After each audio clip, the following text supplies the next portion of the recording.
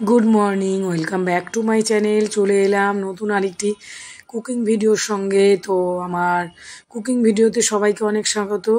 আশা করছি সবাই যে যেখানে আছো সুস্থ আছো, ভালো আছো। নতুন ভিডিওতে সবাইকে অনেক স্বাগত। আজকে তোমাদের মাঝে শেয়ার করব সম্পূর্ণ নিরামিষ একটা রেসিপি, ছানার বড়ার ঝোল আলু পটল দিয়ে। তো আমি কি করে করছি সেটা সঙ্গে থেকে দেখতে থেকো। তো চলো দেখে নেওয়া যাক কি কি লাগছে এর জন্য। চলো সঙ্গে থাকো।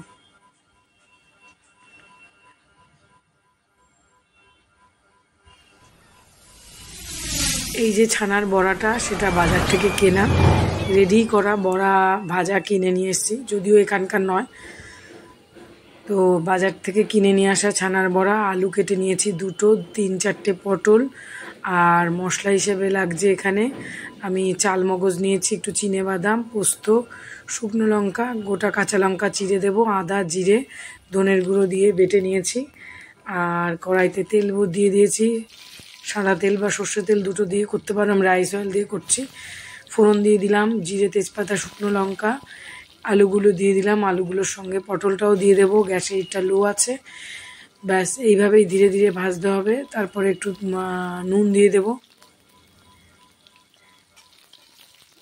ছানার বড়াটা যদিও এখানকার নয়, এখানে পাওয়া যায় কিনা জানি না, অনেক রিলেটিভ বেড়াতে এসেছিলো, তো সেখান থেকে নিয়ে এসেছি, রানাঘাট থেকে আনা। তো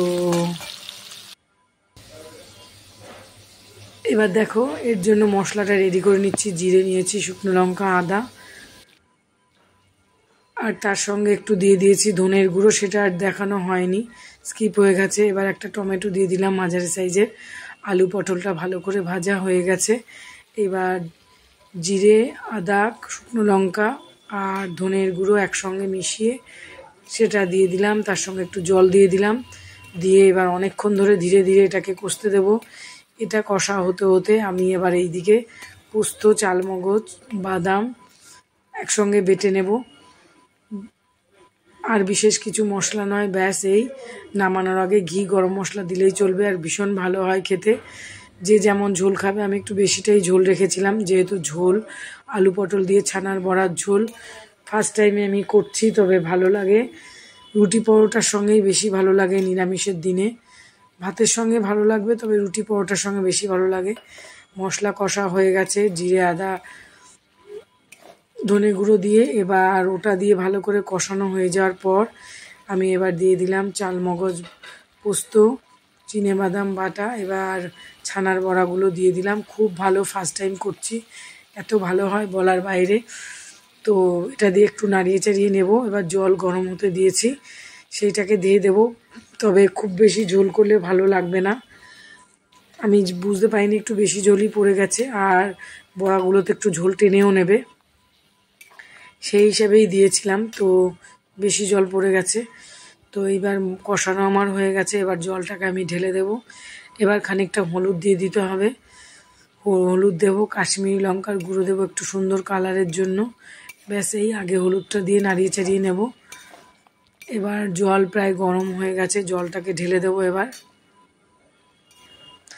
তারপরে গ্যাসের হিটটা বাড়িয়ে ফুটতে দেব, যেহেতু আমার আলু পটল ভালো করে ভাজা হয়েও গেছে আর মশলার সঙ্গে কষার সঙ্গে সঙ্গে সেদ্ধও হয়ে গেছে, সেই জন্য খুব বেশি ক্ষণ ফুটতে না দিলেও চলবে। গ্যাসের হিটটা বাড়িয়ে 5 মিনিটের জন্য হতে দেব। ব্যাস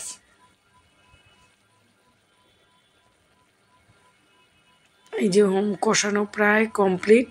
এবার আমি জলটা ঢেলে দিলাম।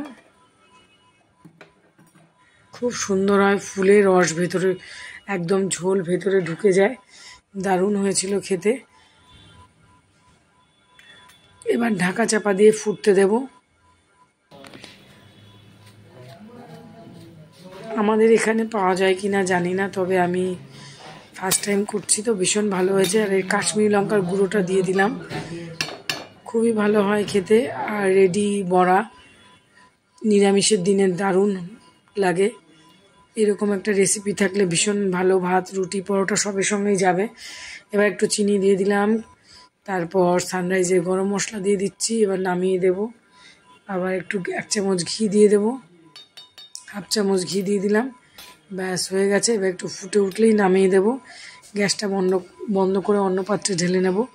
তো কেমন লাগলো আমার এই ছানার বড়ার ঝোল আলু পটল দিয়ে?